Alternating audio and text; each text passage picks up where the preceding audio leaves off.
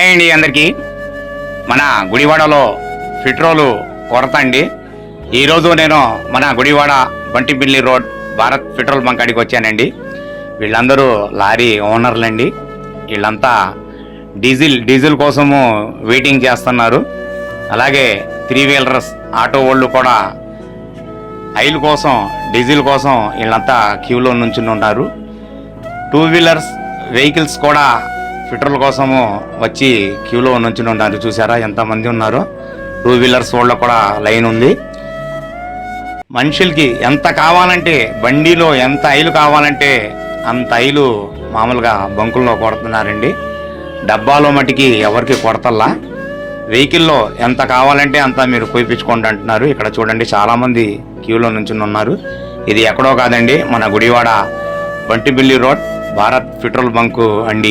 ఇది మేనేజర్ గారు అండి, బంకు మేనేజర్ గారు. ఆయన దగ్గర కూడా నేను వచ్చాను. ఆయన దగ్గరుండి బళ్ళన్నిటికీ లైన్లో నుంచుని కొట్టిస్తున్నారు.